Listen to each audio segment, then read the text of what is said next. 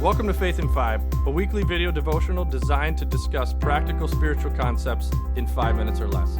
I'm your host, Mark Vandella. One of my favorite books on goal setting is a book called Finish by John Acuff, and in it he talks about the hacks and hijacks to accomplishing more stuff. And it's not your typical, I love it because it's not like super straightforward. It's not write better goals or work harder or work more hours. It's little things that we could do to make simple tweaks or, again, hacks to accomplish more things. And one of the hijacks that he talks about in his book is the fact that we have these secret rules. So we've believed, like, they're lies that we tell ourselves, they're lies that we've absorbed over the course of our growing up, our upbringings that kind of prevent us from accomplishing things. And it's funny, there's two main ones that we listen to a lot, that if it's hard or if it's difficult, then I may be in the wrong spot or I shouldn't be doing this. Or its counterpart, if it's too easy, then I also shouldn't be doing it. And so they're pitted against each other. It's like a no-win situation. If it's too hard, then I've chosen the wrong thing. If it's too easy, well, then it's not worth it and it doesn't have any value or meaning because I'm supposed to struggle, I'm supposed to hate this life, or I'm supposed to hate work, or whatever that is.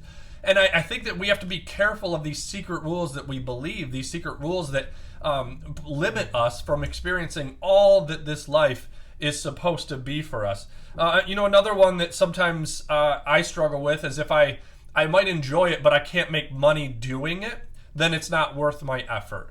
Or again, if I enjoy it, then it's not necessarily something that's maybe vocational. It's maybe a hobby.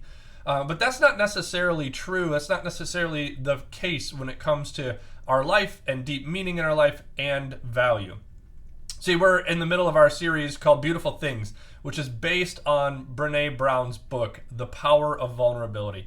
And Brené really has been doing a lot of social research on how do we really live out the lives that we were intended to live, a more deep, a more wholehearted, whole person life. And she has these 10 guideposts that really challenge us into, if we could make markers of, I woke up today, what am I going to do? And one of her guideposts is to cultivate meaningful work. And she's careful to say, it doesn't necessarily have to be vocational. It doesn't necessarily have to be your daily job.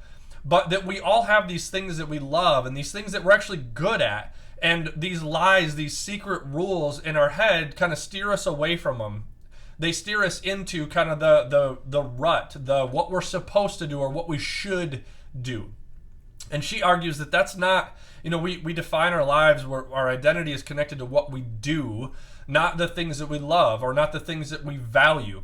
And she argues, we should even try to answer that question differently. When somebody says, what do you do?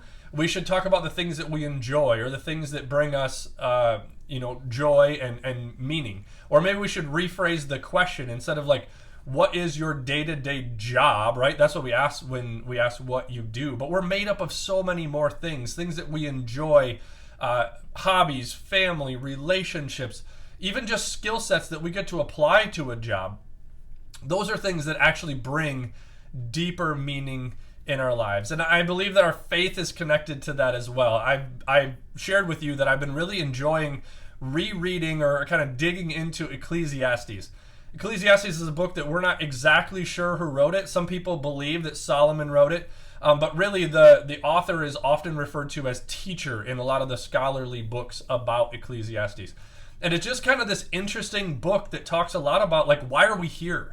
What is all of this about? What's the purpose of life? And throughout it, you can see these ups and downs of what does this all mean? What is it? What's the point of this life?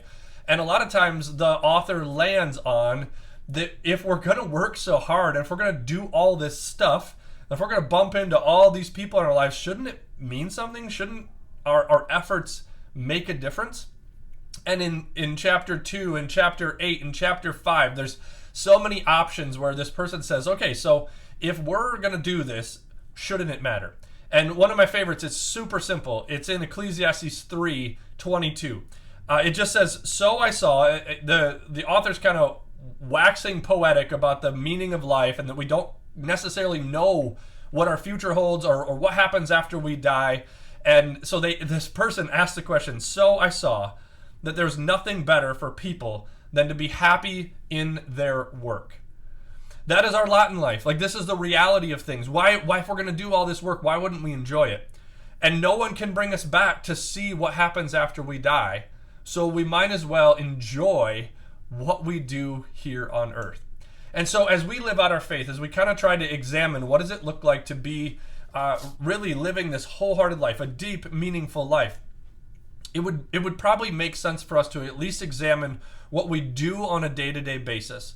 And if we have great careers, even if we don't love it, maybe that's not something that we stop or that we punt on, but maybe the things that we do outside of work hours, the things that if we love a hobby or an exercise or serving and volunteering, or we've got a great ability to write, maybe we write blogs that impacts other people. If we sing, maybe we do that. If whatever it is, that if we enjoy doing it, if we've been given that gift, living that out actually helps us experience more deep meaning in this life.